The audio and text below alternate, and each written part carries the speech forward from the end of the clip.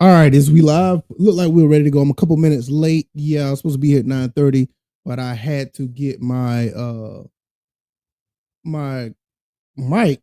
I had to get that together because my mic is on the mic arm that's over there is kind of offset a little bit. So I put my mic on my original stand right here. So that's how it's going to work for today. I mean, it's stable, it's good, but the mic arm it doesn't be. I mean, it doesn't stay like where it needs to be. So, want to just make sure the audio is good, and we're going to talk about some gaming, and we're going to talk about the price of gaming. Okay, yeah, there it is, right there. So we're good to go on that. I'm gonna make sure my audio on my headset is good because the audio is coming out of the main speakers, which I thought I was able to. It's coming through here. Okay, let me I might have to change it over here. Okay, so, man, it's all the way over here on my other screen. I got another screen over here on the wall, and okay, there it is. Okay, so now we should be good to go. Let me see how things are. Okay, all right. I sound a little bassy, don't? All right, let's see how that sounds now. I had to change the bass of my voice.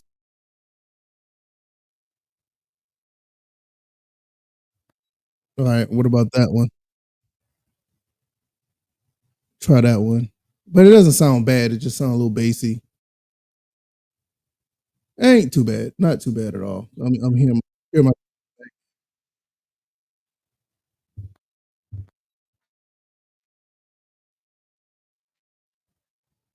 All right, so I just want to hear the playback one more time. Then we're going to talk about the price of gaming and how that affects your or my preference in gaming and how does that work.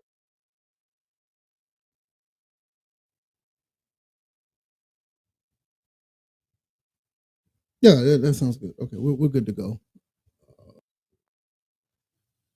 All right, so you already know everything that's going on with uh the gaming with Nintendo Switch, all this other stuff with. All right, here we go. All right, let me take this off because it's gonna hurt my head. All right, so we already know how everything is going with the Switch, the price of that, also other things that are out there that may not be worth the price to you, but for others, people may feel like it's okay. How does that work? What is my take on some of these things? How do we get to a point where whatever we buy and whatever you want is worth whatever we pay for? Long story short, and I don't want to cut the live under his legs or whatever. But I mean, let's be honest, if you haven't been around, it's basically what you're willing to pay for and it as far as what price tag you have on your entertainment.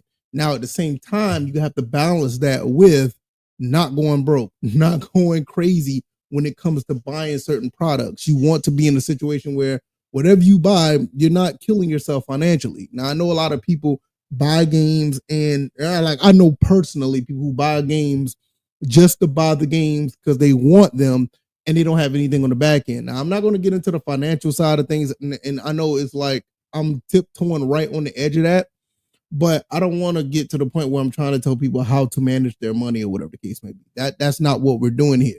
I want to make sure that whatever you buy is worth your enjoyment and your entertainment. So when we look at the Nintendo Switch, and I looked at it and I'm like, well, for me personally, if it was just me buying it, I would not get it. I mean, I would not buy it. It's just not for me. But my son, he doesn't work. I mean, he's 6 years old. All he knows is he wants to play games.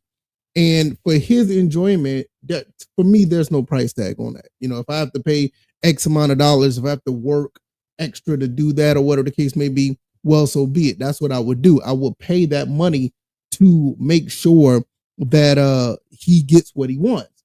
And I mean that's what most parents would do, right? Especially if the kid's doing everything you ask him to do. He's not a perfect kid. I mean, he has his moments where you have to tell him to slow down, stop. Playing time is time to tone down the playing.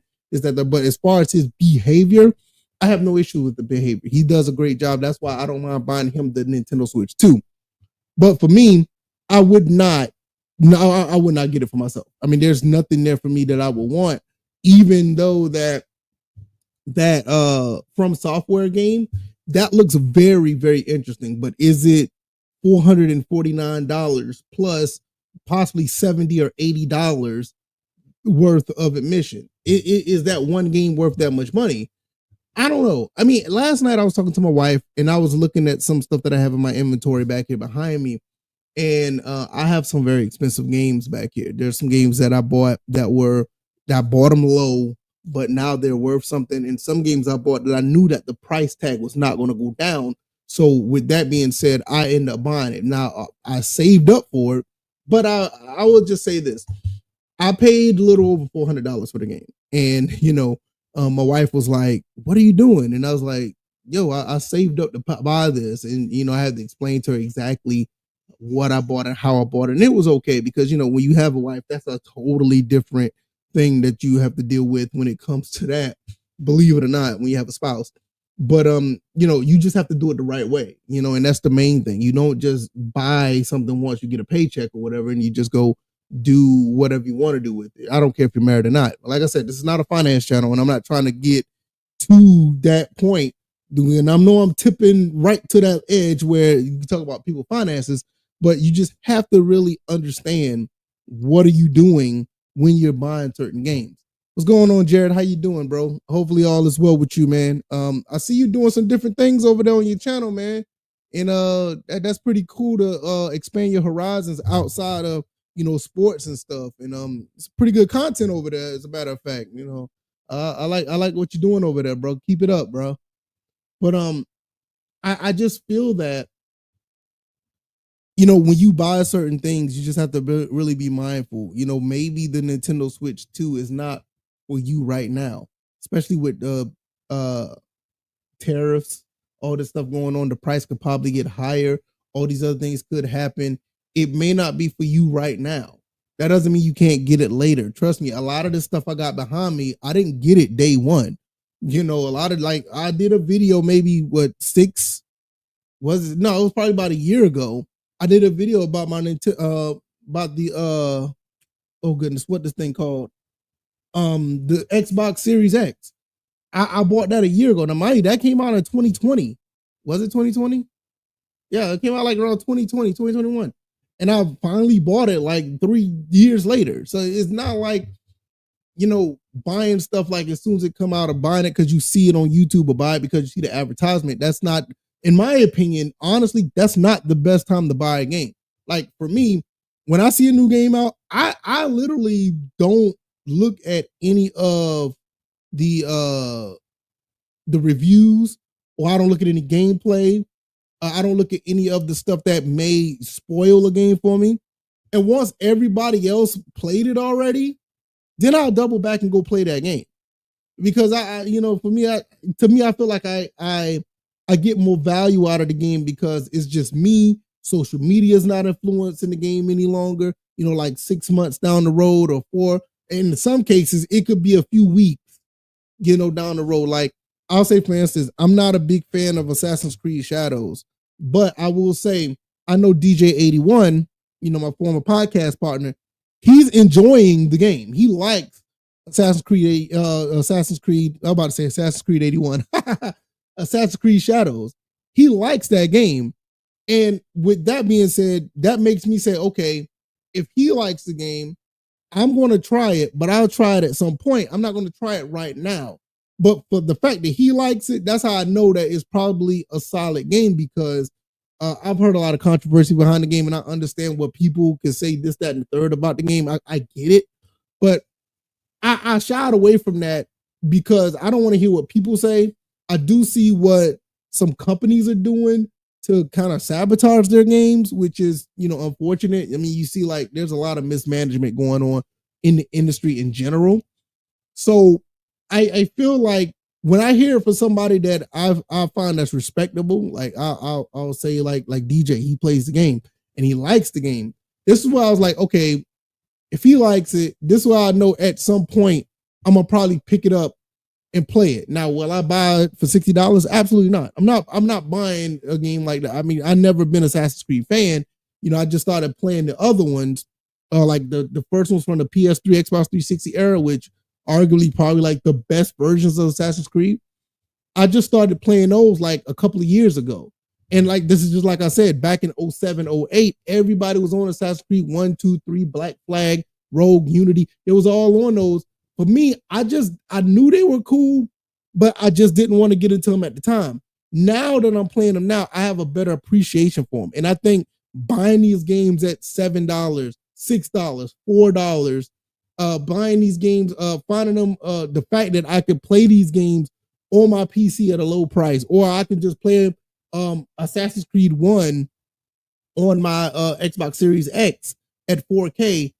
I feel like I'm getting a much better deal when I play these games at, under $10 compared to at the time these games were $59.99. So this is what I mean. It's like, do you have to buy a game like right now? Like I say that, like the only games I know, like for certain, I mean, full disclosure, I do buy games day one. And the games I do buy day one are mostly like racing games because I just love racing games. I love being behind the wheel. I drive trucks for a living. I also I'll drive trucks for a living. I do like to do my little side hustle where I do deliver products in my car. I love the drive. I love to travel. I would try not now. I would love to travel driving a car. Like my wife was like, we're gonna go to a vacation this year. Would you like to fly or drive? Like me, I'll drive. I could be behind the wheel all day. So I love racing games. I mean, I don't know if y'all see them. Let me see if I can move real quick. If y'all can see these, like down here. I mean, you see my arcade stick down there, but I also have two of my racing wheels on the floor because I love racing games and I love playing them. So I do have a passion for it. So when the next sport, I didn't buy Forza Motorsport, the new one. I didn't buy that one because I'll get to the reason why I didn't buy that. There's more got to do with online, got more to do with gaming, and you don't own the game, those type of things. So I don't necessarily. No problem, Jared. No problem, bro. Good morning to Monicas. How you doing? So there's no big issue with me buying the game, but I got to know that I own it. And unfortunately, with Forza Motorsport, I don't feel like I own it. And I saw it like on sale for like $15. And I will say this: I do believe at some point they will give you an offline mode for Forza Motorsport, which they will make an announcement prior to that. And if they do make that announcement, I'll double back and buy the game. Even though I could play it on Game Pass right now, I just don't. I just don't. I like Game Pass, but I only play certain games on Game Pass, which I will talk about that as well later because of this whole thing about the price of admission. So I do buy games day one. I just don't buy certain games. It's just something I won't do now. Also, what I will say, hold on, let me see something. Is my screen is, I don't want that flicker. I'm sorry, y'all. I don't want this flicker because I got an old, believe it or not, I don't know if I guess I can show y'all this. Right here in the corner where I'm pointing at, I have an old CRT PC monitor. This thing is phenomenal for like older games that's on GOG, or when I want to play certain games in it just cut off on me. Okay. When I want to play games in 4x3 or whatever the case may be, I absolutely love using this thing. It's on, but it's just I don't know. Maybe it just died on me. I don't know. But nevertheless, I don't want the flicker to be in y'all way. So if it bothers you down in the corner, I'll move it. But nevertheless, I don't lost train of thought. Oh yeah. Like Game Pass games, there's some games on that I would play, and I usually use those games to try. And I would try those games just to say, okay, I want to see what this game is about, and if it's good, I'll buy it. South of Midnight may be one of those games I'm going to try, and if I like it, I'll buy a physical copy of it if there's a physical copy available, which that's a whole different issue. I don't, that we can get into. But at the end of the day, you don't have to. Let's see what's going on with this thing. At the end of the day, you don't have to buy a game out of day one. You just don't have to. It's just not a thing that you have to do. I just want you guys to realize that be smart with what you buy, because some of this stuff is not worth it, in my opinion. I mean, we look at the Nintendo Switch. Is the Nintendo Switch worth $449? I'm gonna be honest with you guys. I don't know. For me, I know I wouldn't buy it. But when I say it's worth it, I'll try to look at the whole picture of everything. Now, right now, I'm gonna say something that's probably a little controversial or whatever the case may be. I don't think Nintendo Switch World is worth $80. I don't think that game is worth $80. Now, I will say this: the Mario Kart 8, what they put together. If you go look at Mario Kart 8, the base game itself, and then you turn right back around and you have all the extra booster pack tracks that they have. They have I think it's almost 50 or 60 different tracks. I could be wrong. It could be more than that. With that, if they sold that as a bundle, price versus content, you would probably have your money's worth if that came out today at $80. I don't know all the content within what is within Mario Kart World, so I don't think as of right now it's worth $80 based on what they've shown. Maybe they'll show something different. Maybe they'll show something more. Maybe they have shown more, but right now I don't think it is. Now, Donkey Kong, is that worth 70? Donkey Kong with Mario Kart Odyssey, maybe because those type of games can give you a lot of replay value. It can give you a lot of memories, and those type of games could actually be replayed, almost like forever. So, that's the thing. That's like I said about Mario Kart, 8. That's a game that's crazy. But Mario Kart World with the open world aspect of it, how much content would you really think you're going to get into it? You probably get a good bit of content, but will that content be taken away? Because I think we also got to understand, this is also a game that's probably tethered to online in some way. Think about like Splatoon, because I think Splatoon is a game that's kind of like tethered online. At some point, those games are going to be gone.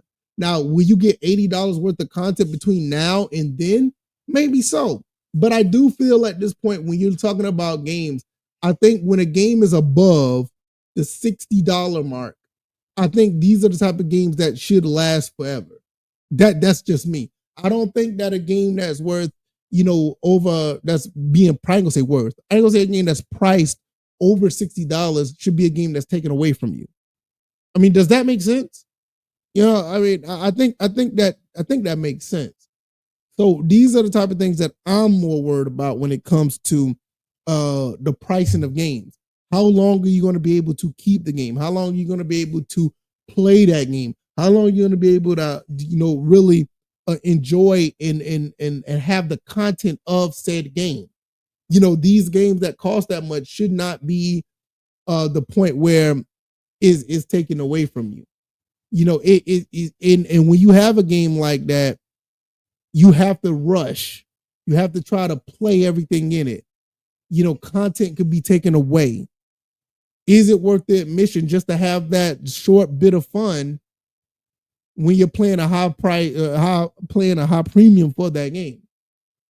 It's just something that I don't think people really think about when they buy stuff in general, not just the game. Like all this stuff I have back here, outside of, I think this is the only game I have that I can put in and I cannot play anymore. And that's this game right here. I love this game, but we never knew that there was going to be an expiration date on this game. This game came out in 2010. It had a pretty good run for almost 3, 4, 5 years. And MAG was taken away from us. It was a multiplayer online only game. But you got to think about it. Back in 2010, we never thought about a game that's actually was going to be obsolete, not able to play after some years. We just never thought about that, 15 years ago. So I bought this game. I think I got probably like 80 or 70% of, I think I got like 70% of all the trophies in this game. And it was a blast. This was an amazing game, but I just never thought that it was going to be a game that you can't play anymore. Now, obviously, there's another game that I like to talk about. I'm gonna get the comment in a second, Tomaticus. We already know the thing about this game. We know why this game doesn't work anymore. Concord was a game that, okay. So I'll put that in my PS5. It's not going to work. Tomaticus say, I like the, come on in, son. He said, I like to know what the long-term strategy is for Mario Kart. I like to see them make a world bigger over time. Yeah, that's what I would like to see too. What you need, David? Really? Okay. So you tried to get it? Well, go on YouTube and try to find it. If you can't find it, we'll look for it when I get off this live, okay? All right. You don't need that TV on. Go on downstairs, babe.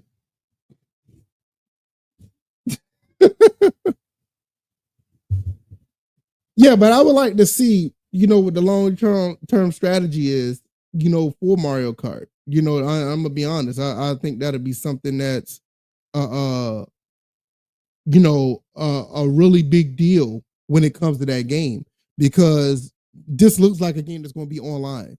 It looks like it's going to be an online only game, or I ain't gonna say online only. I'll take that back.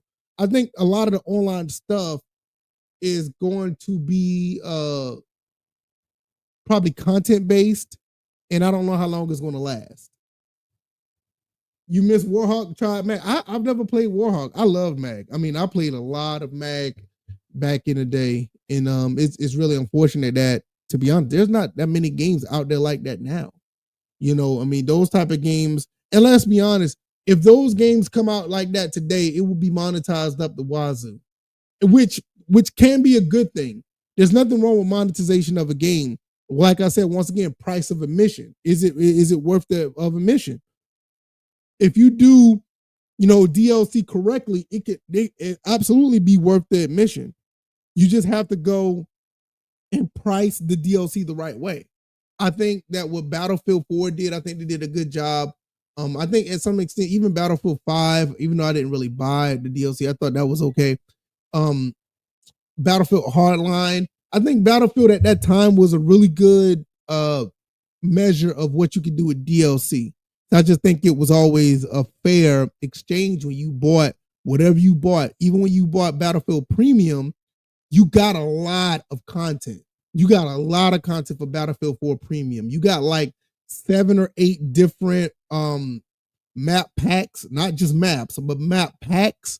And those map packs had a bunch of different maps in it, different weapons, different vehicles. It was really worth the $60. Like I said, that $60 mark is worth that $60 that you end up paying for. Now, I understand what companies are trying to say. It costs more to make games, whatever the case may be, just that, the third. Well, what you need to do, you're going to need to downsize what you're trying to do. I mean, let's be honest. Some of these budgets are way too big for some of these games. They're way too big. There is no reason why, in my opinion, there's no reason why a video game should be $3 to $100 million budgets. I don't think that should ever be the case.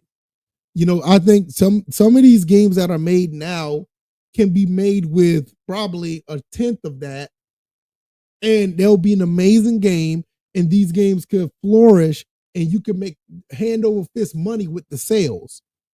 But there, I don't know what it is. Maybe I'm blind to the fact or whatever. I don't know what I'm talking about. But when I see a lot of these games that come out that are indie games, AA games, games that are AAA that don't have a big budget, turn around and sell, 10 times, they get 10 times more revenue than what they built the game on, then you have a situation where you can make money where you can make another game. This is one I remember way back in 2007, 2008. The first time I really realized this was All Pro Football 2K8. All Pro Football had a small budget when it came to making the game. What made the game a big budget title was you try to get all these legends in the game. You try to do all this other stuff as far as advertisement. And when you end up selling almost 400,000 to 500,000 copies of the game, it wasn't enough, which clearly I understand what you were trying to do with bringing legends and the old school players in the game, but you got to pay everybody. To be honest, they may not think about it, but if they would have just made generic players and the gameplay would have spoke for itself, and they would have been just fine. And I think this is a misconception of a lot of these games that are out there. You don't need a lot of big names to make your games what they are. You just got to have creativity. You got to have great gameplay, and you need somewhat of a package story, no matter how small it is. And I know I'm talking about a football game, but let's talk about a football game in a story sense. And I'm not talking about NFL Blitz or anything like that, because I think Blitz 2, the league had a story or something like that, which is nothing wrong with it. But when you have a football game and the football game is just out there to say, hey, look, we're going to have a season or we're going to have a franchise mode, and the story behind the game is what you make it as far as how you navigate through the season to win the title or win the championship or make it to the playoffs or build the team. That's the story within your football game. Is whatever and this is the other thing. They have taken the imagination of the player out of game. A lot of people don't realize that even when we were young, playing games on a Nintendo, the imagination that we had playing these games, whether it be Mario, Metroid, Sonic, whether it be RC Pro-Am, whether it would have been, Contra, any of these, Castlevania, any of these games from back then, they didn't come with a huge story mode. So you had to come up with your own little imagination to how this game is going to play out.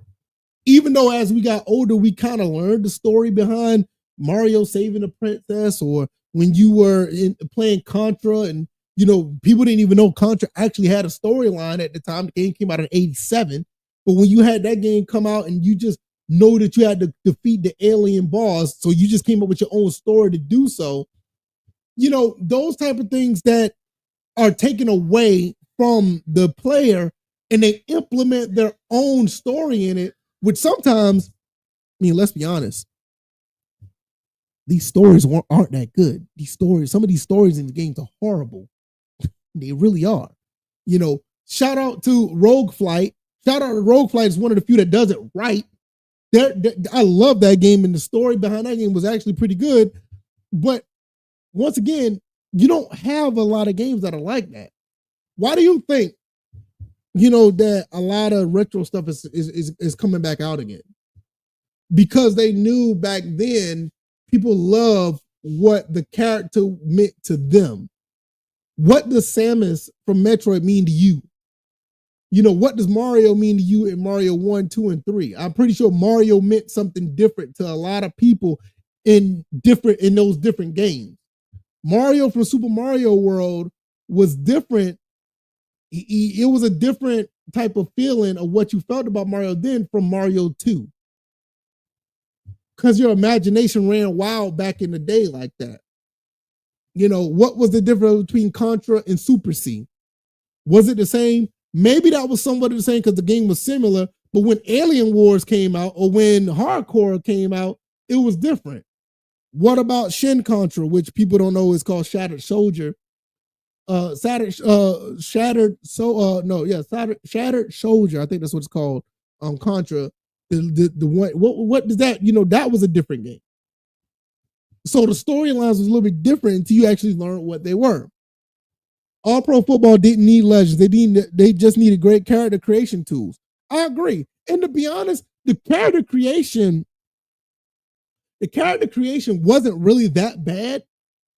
The problem with All Pro Football 2K8 is because of they had legends, you was not able to expand on a season. It was only one season. So when you bought that game for, at the time, I think it was like $49.99 when it came out, or $59.99. I think it was $49 or $59 when it first came out. The price of admission on that one was questionable because I don't think a lot of people knew that there was no franchise mode in the game at the time. But the season mode, you played people online. I think you can still play people online to this day if you play on 360. I think the price of admission was borderline a no because the replay value is just not that high. And I think a lot of games nowadays, to be honest, I think every game nowadays got to have some form of high replay value. You got to have some type of replay value. A lot of these companies nowadays want you to buy a game, play the game, finish the game, and jump over to the next one, which, people will jump over to the next game regardless. People just want to have their games that they own. They want to keep them so whenever they want to play them, they can. But some of these companies now are just looking at things like, like it's like a drug. It's like nowadays, it's like, we need to give you the next hit every year. We need to give you this game. You like that game? Okay, we're going to give you another game. You like that game? We're going to give you another game. Like, and sometimes, but most of the time, they don't even deliver in their own right. They don't even deliver in their own right because they just don't know how to create games like they used to. A lot of sequels aren't built like they used to be. This is why I have an issue with Grand Theft Auto 6, which I'll talk about that in a little bit later. Grand Theft Auto 6, everybody's hanging their hat on that game, but I'm not sure if that game is going to be just as good as Grand Theft Auto 5. There's a lot of people with the creative minds. They're Rockstar anymore. Now, will it be a good game? I think it'll be a good game. I'm not saying that, but we gotta understand. I just don't feel like it's going to be like the game. And why? Since we're on the topic, I'm just going to talk about it now. Why is the industry, not just the industry, but gamers leaning on one game to save everybody? This is how bad it is right now, because everybody knows that the games that they got now, they don't feel like they're getting their money's worth. The price of admission or how it's worth of admission is not necessarily on point with what they would think it is. This is why a lot of people are hanging their hat on a Grand Theft Auto 6. A lot of people were hanging their hat on a Mario Kart World to set that standard. So yeah, this is going to be the game that saves gaming or whatever the case may be. Every single game that comes out should be put to I would say above average standard. Every game that comes out should be at the very minimum above average. We should not have games that we should think, oh, it's going to be okay. I want this game just to be good. I just want this game to be all right. I want this game to be just, okay. No, we want every game to be above average of what we expect. And I say above average instead of just I want every game to be awesome, because you got to be realistic. Every game is not going to be, that top tier game. Every game's not going to be that. So with that being said, every game should be at least above average based on our expectations. And I think that's fair. So these developers, these companies, they need to get on the grind and make the best game possible. And sometimes the best game possible is a game that's, above average. And I got to be honest, some people best foot forward is a game that's below average. Some games that put their best foot forward is a bad game. But as consumers, we should be striving for above average quality at the bare minimum. If you get a game that's above average of what you think it's going to be, or what it is, or what it's going to be, or what the game actually is, yes, you can get my $60. You can get my $70. And maybe in some cases you will be able to get my $80. But it goes back to what you're putting out there.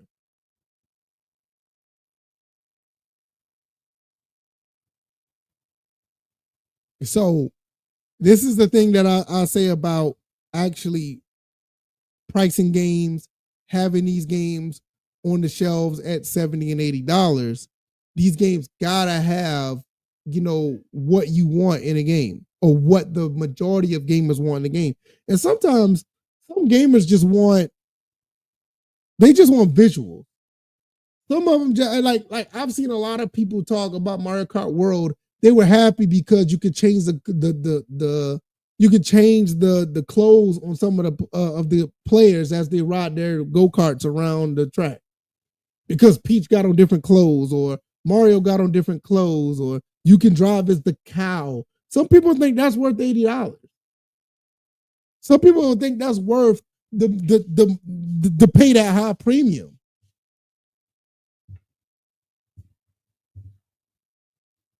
But this is back going to that line of, are your finances in order to the point where you think that's worth the money? Now, if you got the money, you're rich, you this, that, and third, that's great. But a lot of us ain't like that. And a lot of us have spent our last just to buy these games. And that's the reason why they'll buy the game, because I get to see I get to see Peach in some jean shorts. Really unfortunate if you think about it. Jared said I had to go back to 2K23 to enjoy my NBA era franchise mode. NBA 2K24, 2K25 was rushed. I still play 2K23. I do like the association mode of that. I still got my association that I'm playing with the Hawks. I still love that game. And I've been playing 2K15 on my PC because I think that's the last one where your my player is actually intact. There's an offline mode for the my player on 2K15. I think after 2K16, I could be wrong, that the my player was actually taken away because it was an online mode only. I could be wrong, but yeah. Can GTA save gaming if it costs $100? No. You don't save gaming off of one game. This is what saves gaming. You got to go back to the 80s. What saved gaming, you got to have a console or you got to have a console, and I would say, or you can get a PC that you got to have one of those that actually change the direction of what people want to buy. GTA is going to be a game that costs $100. People are going to play that game, and that game is going to be treated just like GTA 5. In my opinion, people are going to love it. People are going to like it. They're going to play it online. And what's going to happen is other companies are going to follow suit with that model. And I don't think that model will save gaming.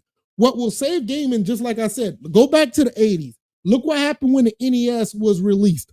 The Nintendo basically saved gaming by putting a product out where parents and gamers alike said, you know what? I like that product. I'm going to buy this product.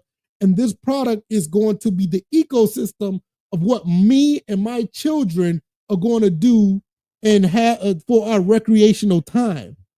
That's what the NES did. The NES literally saved gaming because there was a crash in 83. And when the NES came out, everybody felt like this is a console or it's a device that we can, galvanize around and have fun with the family with. That's what it's going to take. Whether it be a console or a PC, that's what's going to take to actually save game. Now, gaming, as far as revenue wise, is making a lot of money. A lot of indie companies, PC gaming, they're making money.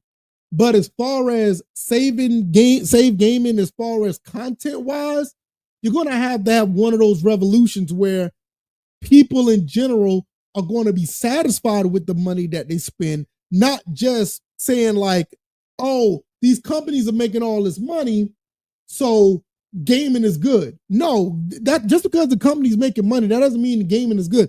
Go look at Tekken 8 right now. Go look at Tekken 8 and look at all the problems that they got over there where the game is making money hand over fist, but the game is bad right now. People aren't having fun with the game because it's in a bad state. Now, are people buying Tekken 8 right now? Probably not. But at one point, Tekken 8 came out and people made a lot of money off of it because it was the new thing. It played great. But now, just because it's a lot of money that was made in Tekken 8, that doesn't mean that gaming or that game is good. It's just put in a bad place. You know what I mean?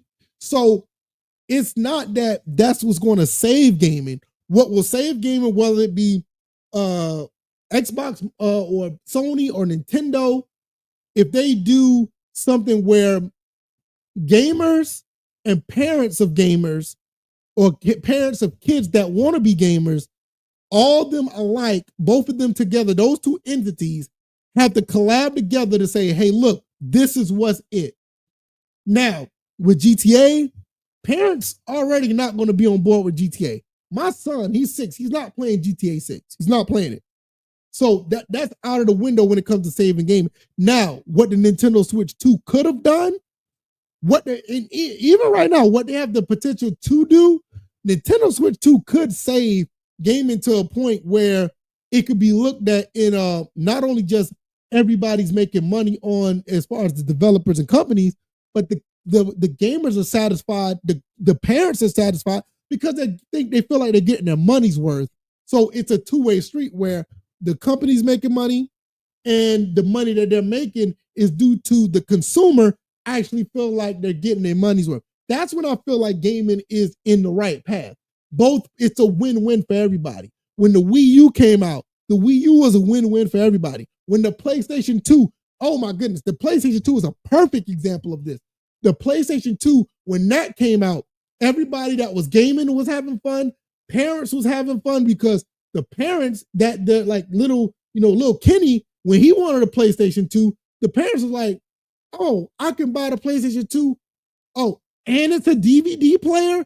Oh, so now the parents are on board because they want to get a DVD player on top of playing the games. And the gamers that can afford their own games, they could get it and they could watch their movies on it as well. So when Sony presented the PlayStation 2, everybody felt like they got their money's worth, and Sony made a lot of money on it. And you know what? That console turned out to be the most selling console of all time because of that relationship of gaming being great for both sides.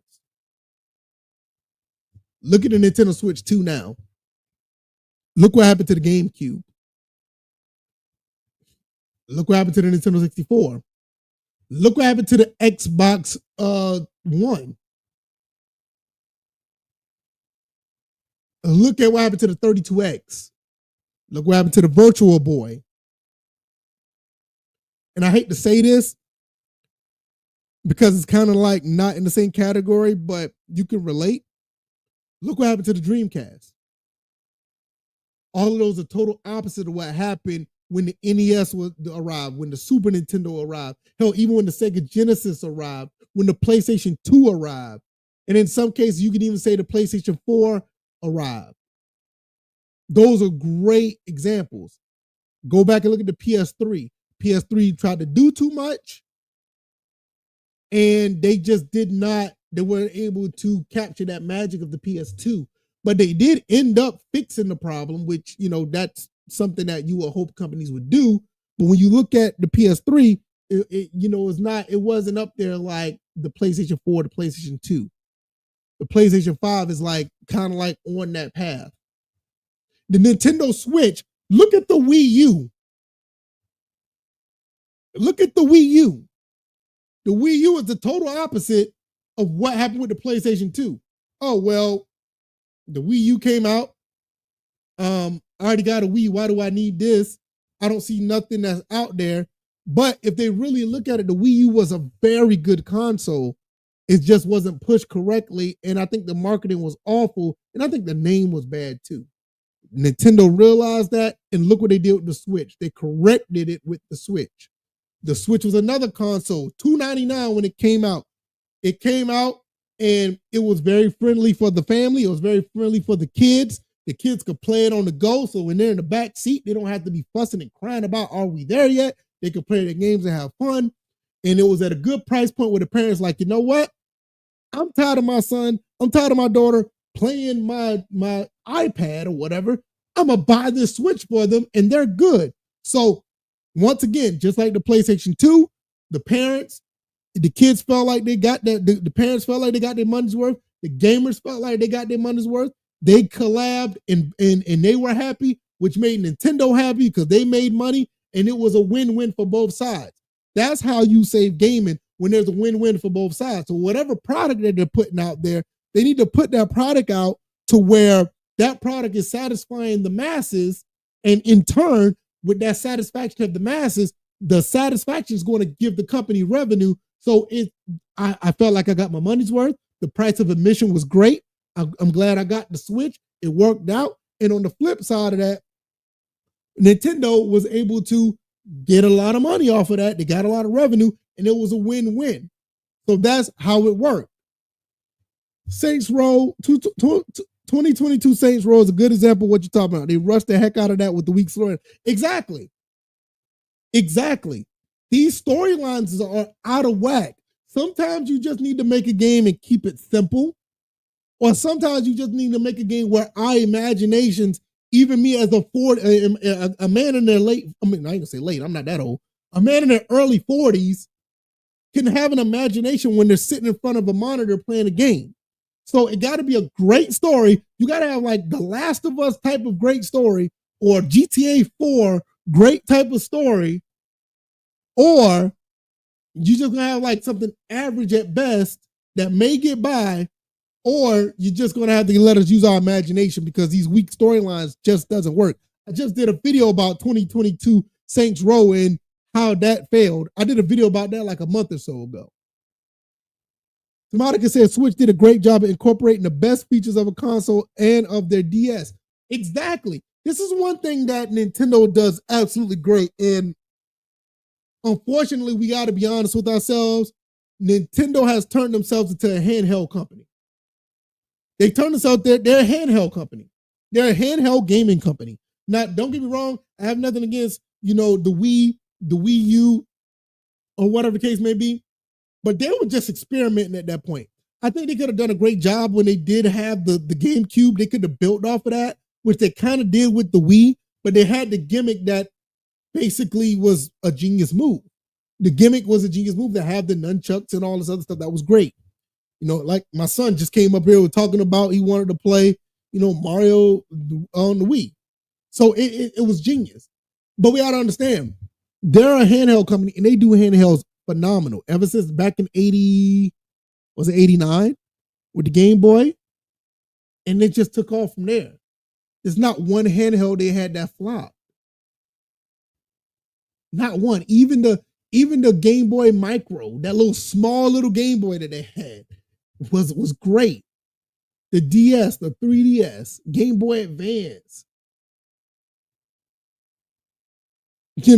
And we just got to understand the Switch, it works. And they did it at a great time where everybody nowadays are used to handheld devices. I need a new phone. They're used to handheld devices. These kids see their parents with their phones and their tablets. They want one too. All right, well, there's one for $299. That's what a Switch came in at. That's what a Switch Lite came in at. And it was phenomenal. And I didn't even realize, where is it? Oh, where did it go? Oh. I just bought this last year, the Nintendo 3DS. This is a phenomenal device. This is a great device. I didn't even know this was a thing. Well, I know it was a thing, but I didn't know it was that good until I bought it. So Nintendo, we just got to understand they're a handheld company, and it's okay. And I at some point, it took me a while to realize that because it was one of the reasons why I did not want to switch, because I'm not a handheld gamer. I'm really not. I had a PSP. I did have a Game Boy Advance. I did have those things, but I never ever got into them. I ended up selling them off after a while. Now I still got my PSP games. I still have those. But when I started playing this, I started to realize, like, wait a minute. Nintendo did something great with this device. They did something great with this device because I started buying games for it. And it's actually amazing what Nintendo has done. And this is one of the reasons why I'm so disappointed with the Switch 2, because the Switch 2 could be a big step up from the Switch 1, but the pricing is out of control. For me. Now, I understand things go up in price or whatever the case may be, And I don't necessarily have a problem with the console price itself. I thought it was gonna be between $399 and $449. I kind of knew that, but I also felt that the price of the games were a little bit too much. But hey, it is what it is, right? Red Dead Redemption 2 storyline was great. The first one was great. Pretty much all the Grand Theft Auto storylines are actually really good. That's why I'm kind of worried about GTA 6. I don't think they're going to be able to mimic or get better than what they did in the last ones because a lot of their talent is gone. So I don't know how that's going to play out as far as their storyline. The Uncharted series has a great storyline. Tomb Raider is a really good game that has good storyline. Gears of War was another one that was really good. So it's there. But some of these newer games, like I've heard that their stories are not that great. Like I said, South of Midnight is one. I'm going to download that game. I'm going to try it out. Once I get off this live, the South of Midnight game is probably not good story wise, but I've heard the gameplay was pretty decent, so I'm going to give that a try. But yeah, it's just at the end of the day, man, you got to understand like what are we doing when it comes to these games? What are we doing? What are we buying? I think a lot of people not realizing that the value of some of these games aren't necessarily there. And some people won't realize the value of the games until years later. This right here. He had to go back to NBA 2K23 to enjoy my NBA era franchise mode. That game came out 3 years ago, and I ain't gonna say he's starting to realize it, but he had to go back because the value of these games aren't really realized until later down the road. This is like I said, when I said earlier, I go back and play games after everybody hyped these games up because people hype of a game is skewed. It's blinded by FOMO. It's blinded by keeping up with the Joneses. It's blinded by because it's the new thing right now. So I don't think the value is there when you have all that. The people don't understand value when they want something right away. You don't understand the value. This is another reason why a lot of retro games go up in price years after they're not around anymore. This is why, certain games that you see, they are, hundreds and hundreds of dollars, on top of the fact that some of these games are rare. But a lot of people realize at that moment, like, okay, this game was great. And either I missed out on it or I want to play it again because it was a great game at the time. And I think this is something that a lot of people miss out on because there is something about the impulse of buying and purchasing products. And I think that's one thing that a lot of people are susceptible to. This is another reason why GTA 6 they have the hype that it is. I mean, let's keep it 100 right now. If it wasn't for GTA 5, will we hype GTA 6? If it wasn't for GTA 5 online, will we hype GTA 6? If GTA 5 never had an online component, would it be as hyped as it is now? That's something to think about.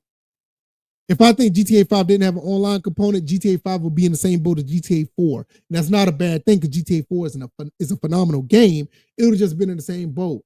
Now, this goes back to what I was saying with GTA 5, what they've done very well. I'll get that in a second. Good morning, Doc Type 1. How you doing? You're 3 hours ahead of me. There's no problem. I'm 3 hours ahead. No problem. I'm glad that you're here. You can make it. That's awesome. If you want to check the replay, that's even better, man. No worries.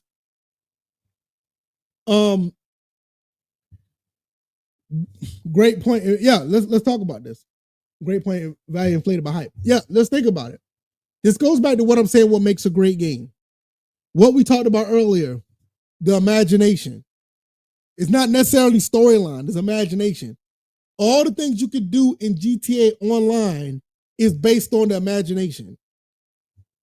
There's no storyline. I mean, they have like little missions you could do or whatever online or whatever, but it's the imagination of playing GTA Online what made it great. You don't necessarily always have to have a great storyline to play a game. And I'm gonna be honest with you, in my opinion, I think that's what a lot of people are going to do when they get to GTA 6.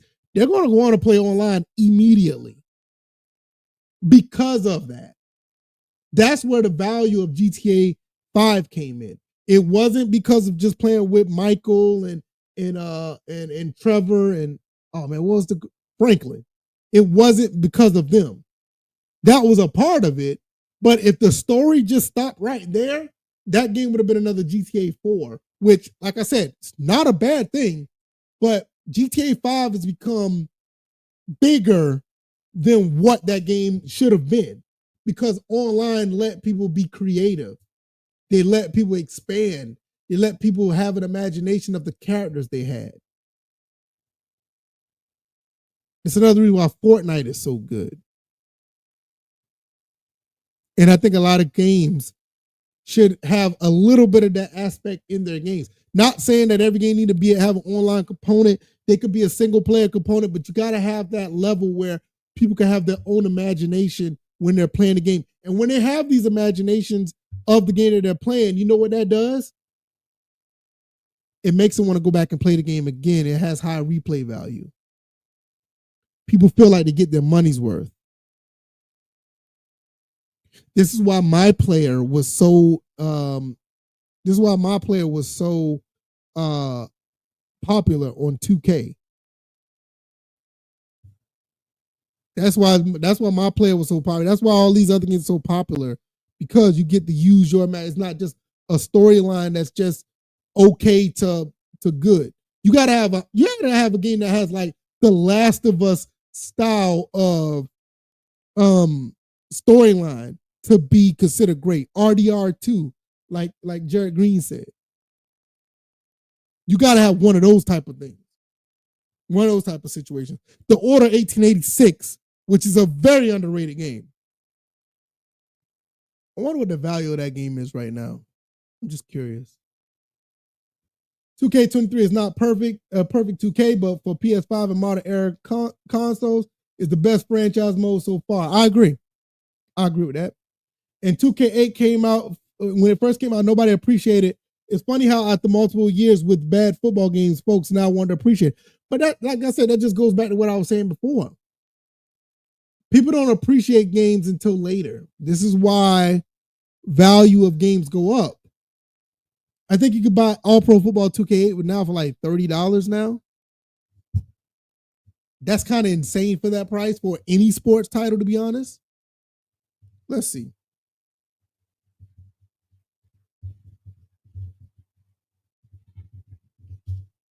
I want to look at this. I want to look at this real quick.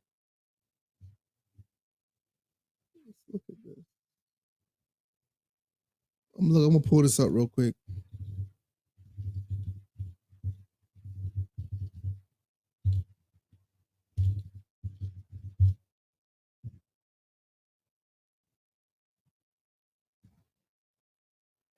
Yes, son. Oh, you got to it? Yeah, so you're used to supposed to jump off the platform and get on top of it. Oh, that's how you get to it? Yeah, but I tried. Did you get it? Yeah. That's what I'm talking about. So I went onto the edge of that platform. You gonna leave me hanging on fist bump? That's how you do me? Mm-hmm. What you mean? So I went on the edge of the coin path where you go in. So then I help him up, and then I shake the wiggle mode, and then I go. That's what I'm talking about. And there's a secret pipe. Oh, really? Yeah, and guess where I work to? Where is that? World 5. it worked me to World 5. That's awesome. Pretty awesome, son. All right. Well, let me go ahead and finish. I'll get to you in a little bit, son. What you mean? Oh, I'm about to finish this live up.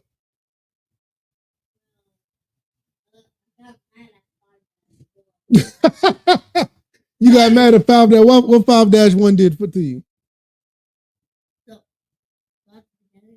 Uh-huh.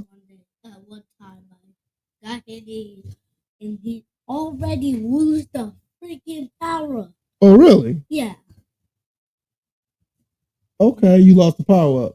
Yeah. Well, you know how to get it back, or you gonna start over and try to get better at it? Well, I was thinking about 2 players. You want to play 2 players? When I'm done, we'll play 2 players. All right. Well, then after that, I quit. So I don't do it. You threw the Wii wrong because you got mad at the game? Yeah. Did you break it? No, just one battery. Just one battery came out? Yeah, in the back. Okay. All right, well, when I get done, I'll play with you. We'll play 2 players. Okay. All right. Let me just fix that. Okay? All right, go fix that. You need to start getting mad at these games, too. You need to stop getting mad at these games. Yeah, I know. Yeah, they're hard, but you got to get better at it. It's okay. We'll talk about it in a little bit. Let me finish this up. My son, what is it, baby? Yeah, you get better at games by playing them over and over again. Remember how I showed you how you got better at Jungle Beat and how you got better at Donkey Kong Tropical. You beat Tropical Freeze. You beat. Don't worry, you will beat that one too. Son, let me finish this, baby. I can talk to you all day. My son, he wanted to tell me his story about playing Mario on the Wii. Super Mario Wii. So he had a thing about that. So. Anyway, let's get back to All Pro Football. See, nowadays, you can buy it new for $32. I think right now, okay, so complete is $11. I thought it was more than that. So $11 is the complete price, which that's not bad. But I've seen places like some stores that tried to sell this game for $30 flat. It's been like 2 or 3 stores where I've seen them try to sell this game for $30. But nevertheless, as far as the commentary over this game is pretty much talked about a lot. A lot of people still like to play this game. And this is a game that I feel that should be played. It's just that the fact that it's just a little limited. I wonder about the PS3 version. It's like, hold on, let me go to the PS3. PS3 is a little bit cheaper. The new price is a little bit cheaper, around $28. The completing price for the PS3 version is $14. It's $3 more than the Xbox. And at some point, look at this. The complete in box version in 2021 of January was $35. That's crazy. I didn't know that. That's interesting. So, okay. But yeah, it's just now people starting to realize like the price of admission is actually a good thing. People want to really play that game now. And that just goes with a lot of games nowadays. It's like now, I think there's some, I want to see if I can pull this up. A lot of people are playing games from 3-4 years ago. Not many people playing like modern games, like today's games that was released. Let me see if I can pull that up.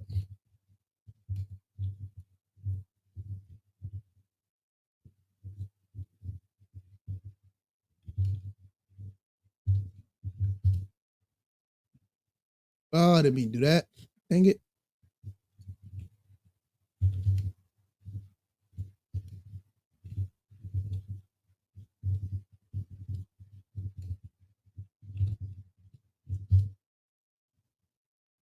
Here it is right here. Yeah, I want to pull this up. This is exactly what I'm talking about here. Look at this. Sorry for the hold up.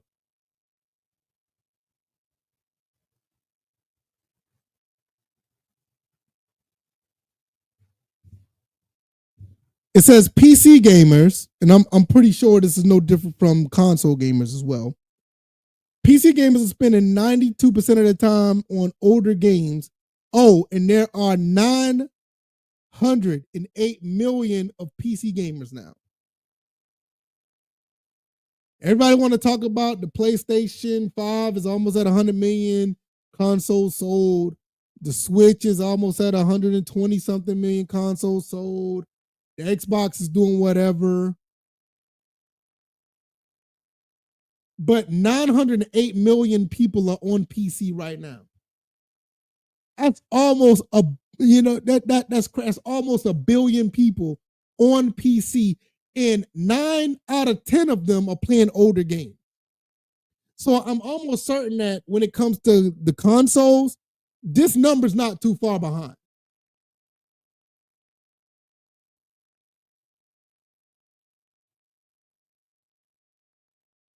So now you're looking at a situation where these newer games, people don't feel like they get value out of them, or they don't realize the value of newer games until they play the older games. Get out of here, PC game. We don't want to see that.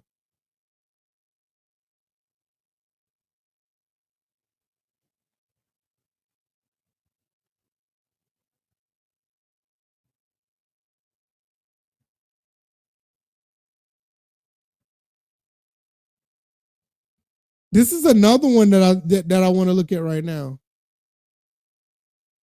Look at this. New report says PC games are outselling console games, calling PC gaming a bright spot in a troubled industry. Now, this is from January 15, 2025. Look this. You got 908 million playing on PC. 92% of them are playing older games, and the PC games are outselling console games. There's a lot of value in PC gaming because of the price of the games. Once again, it's back to pricing of gaming, the worth of admission. People feel like PC games are worth the admission. And this is not a knock on consoles because I got 20 of them behind me. So it's not a knock on them, but you got to understand like what value you're getting out of these consoles. Some people don't realize the value of a console until years later. I love 2K8. I bought it from a friend for $5 some years ago. Still have my original PS3 copy. I wish the 360 version would work on my current Xbox.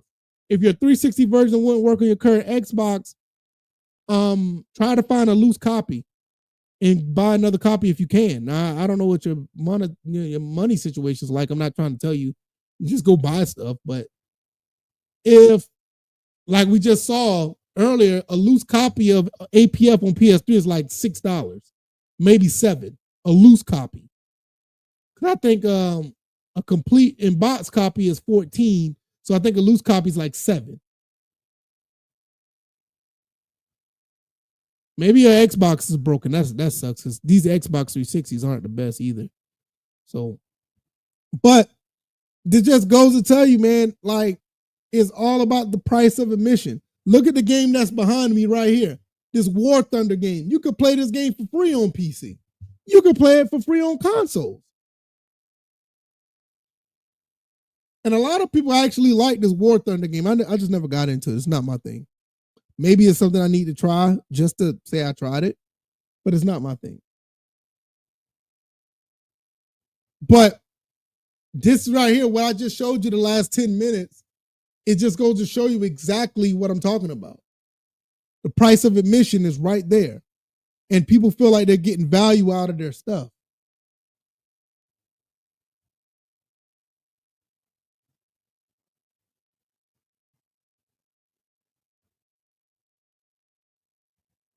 This is a chart right here. This is pretty interesting. Let me see if I can pull this up. Oh, y'all can't see it all the way because I just tried to blow. Oh, how to get out of this? Okay. Well, anyway, I'm looking at this chart. It says the growth. Mobile. Wow. I don't know if y'all can't see this. This sucks. How did I get? Let me see. Can you? Yo, this is crazy. Like this screen that won't go away. All right, let me get out this screen real quick because I'm gonna talk about the screen real quick. What it says is the growth of nationwide of worldwide consumer spending on video game content since 2011. Handheld is down -$9 billion. I didn't even know arcades was still a thing, but arcades is -$2 billion. Handheld is down is -$9 billion. Mobile is $83 billion. People have spent a lot of money on mobile games.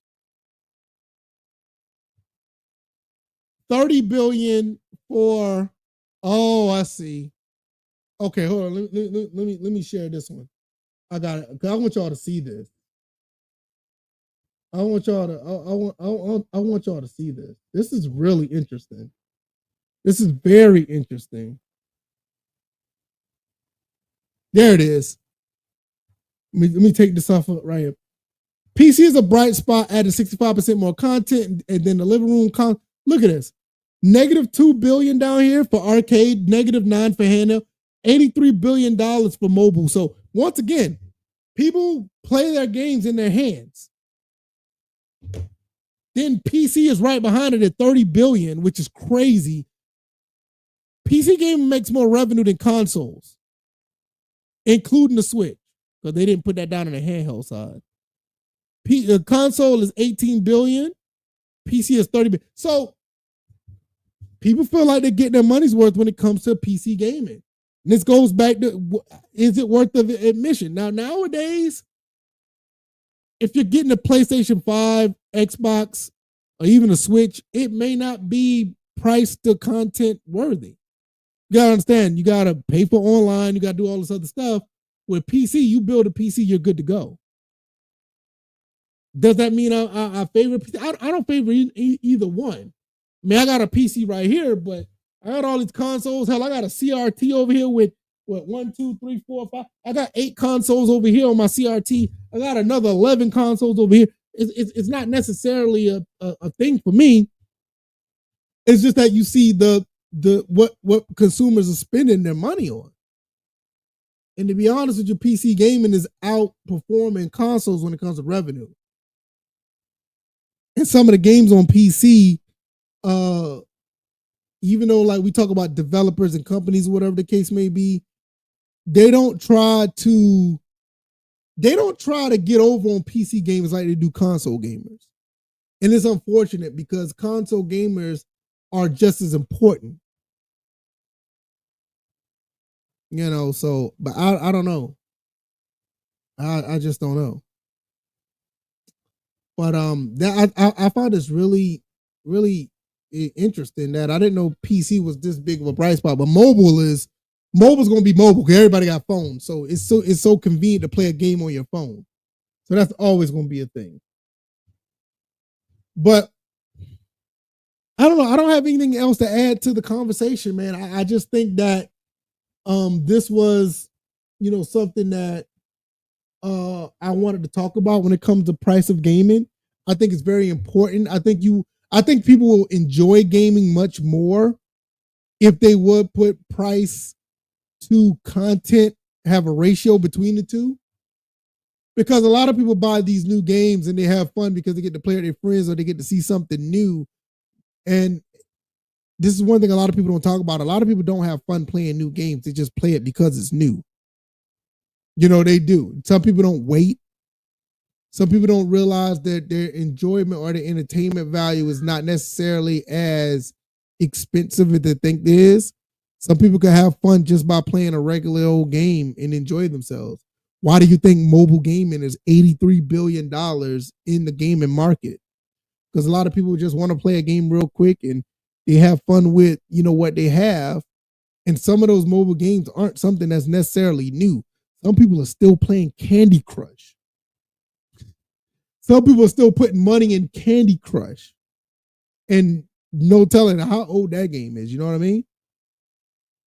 So, one thing I wanted to do, I want people to be mindful when they buy certain things. I didn't buy all of this stuff back here because I bought it day one. I always did a price to content comparison. How much content I'm getting for the price I'm paying for this. If I buy a $60, $70 game, am I going to have the content to play this game right now and later? If there's a game that I'm probably going to play like right now, I'll probably buy it right away. If it's a game that I'm going to play later, I'll wait until the game is a lower price. You know, like you know, those are the type of things. Like, but see, companies try to get you to think differently because, oh, you got to get this game right now. Oh, you need to buy this right now. Oh, we're doing this. We're gonna have this, you know, DLC right now, or we're gonna have this skin that you can put on your character, so you need to play it right now. You notice I haven't talked about Monster Hunter Wilds as much as I do like Monster Hunter. I haven't talked about it because I know I'm gonna buy that later. I'm not buying that right now. Another thing, I haven't talked about the old Monster Hunter, the Iceborne and all the other stuff. I haven't talked about Monster Hunter World because that game came out in 2018. I still haven't played it. Well, I'll take that back. I played a good bit of it, but I waited for like a year or so to actually play it, and I bought the game for like $20-something because I feel like that game was worth it at that time. That's true. I remember when you fired up Madden 10 for the PS2, starting the franchise with the Falcons. Yeah, exactly. I played Madden 10 on the PS2. That game came out in 2009 on a console that was released in 2000. And I bought that game for like $17, $15. And you can't tell me I got my money's worth. Now compare that to at the time when I did, I think what was out then, Madden 17? Like Madden 10 right now, or Madden 11 right now on the PS2, you have so much more content than you have in that game than you have in Madden 17 or Madden 18 or Madden 19. You have so much more content in the older games right now. And I think some companies know that because right now you could probably get Madden 17 for like $3. What's in Madden 17 right now? Probably is a watered down franchise mode. You can't do anything with the franchise mode outside of play and save, which is that's excellent. But the franchise mode itself is lacking. Madden 10 on the PS2, Madden 11 on the PS2 run circles around that franchise mode, runs circles around Madden 17 franchise mode. So you're getting your money's worth. So many games I haven't opened from PS2 to PS5. Yeah, there's a lot of games. Now, which I'll talk about this probably in another live, is how to manage your backlog. Because I got a lot of games I haven't finished either. But I started working on my backlog. So that's another live that we will do when we talk about that. And that and to be honest with you guys, people don't realize it, but that's an easy fix to knock down your backlog. It's an easy fix if you have time management. And I think I did a video about that with time management on actually setting a time to game when you have a lot going on, whether it be once a day or once a week. You can make that time. But you got to be dedicated and you got to love gaming. And I know this is a time that's a recreational time is kind of like a luxury, but we need that time for ourselves as men. And I'm talking to the men, and I understand maybe some ladies are sitting here watching this or they will watch this. But as men, for your well-being, for your health, mental and physical, you need time for yourself. You can't rip and run and work and do everything. We can't save the world. We can't save the world. We got to have time for ourselves. So you can make time to do this. And don't think that gaming is something that's what nerds. You do not realize how much of your mental health you are fixing by taking 30 minutes, 15 minutes to an hour of taking time to yourself to play these games.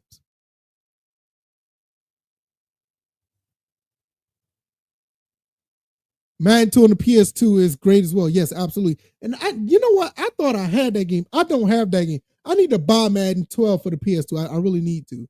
I got Madden 11, but I got all the other ones except for Madden 12. And I don't have Madden 09 for the original Xbox. So those two Maddens I need to pick up.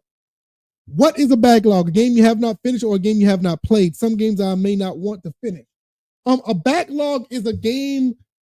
A backlog is a game. Are games that you want to finish, but you put them to the back burner, and those games have piled up. Some games you may not want to finish is not a part of a backlog. A game that you have not played could be a part of your backlog because that game that you have not played, you want to play it. The backlogs are games that you want to play, but you don't have the time or you haven't put the time aside to play. But that's what it is. Some games that you have not played, that may not be a part of your backlog. Some games that you want to play is a part of your backlog. A game that you have not finished but want to finish is a part of your backlog. Games that you don't want to finish is not a part of your backlog. That's another thing. Like I said, we'll get into this on another live because some people have this psychological thing to where, I haven't finished it. And because I haven't finished it and I don't want to finish it, I have this psychological thing that I'm going back and forth with where I don't want to finish it, but I have to finish it because I started it. No, that's not the game. If you don't want to play the game, don't play the game.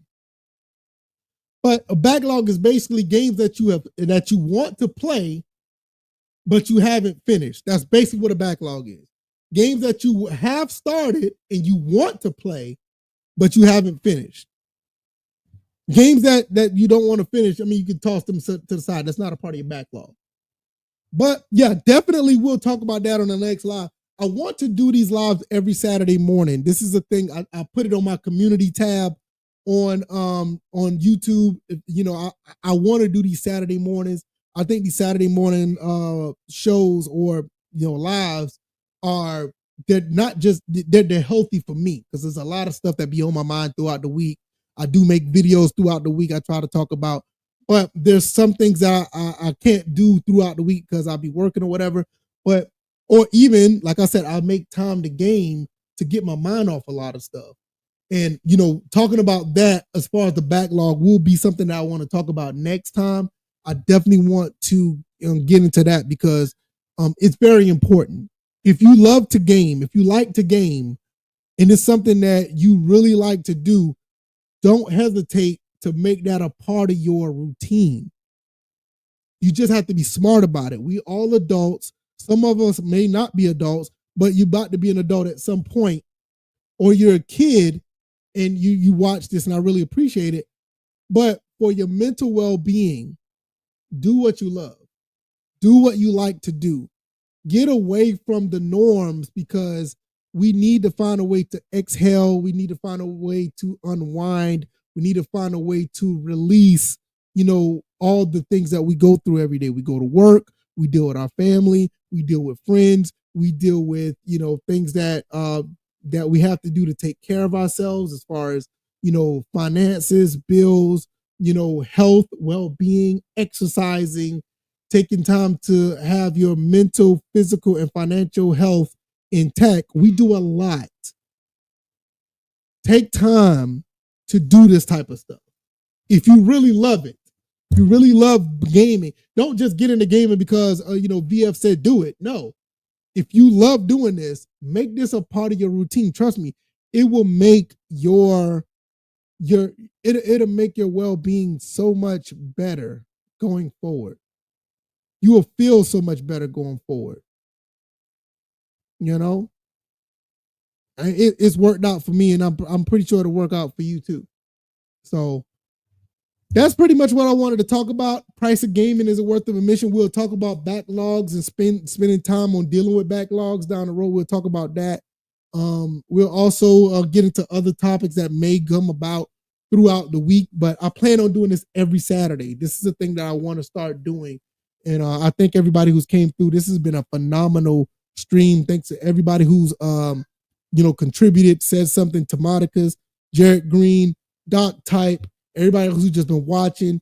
Don't forget to leave a like on it. I'm going to go downstairs. My son wants me to play a 2-player game with him. probably Mario on the Wii U or Mario on the Wii. Is one of those he wants me to play. So I'll play that with him and enjoy the rest of my weekend. And we'll just go from there.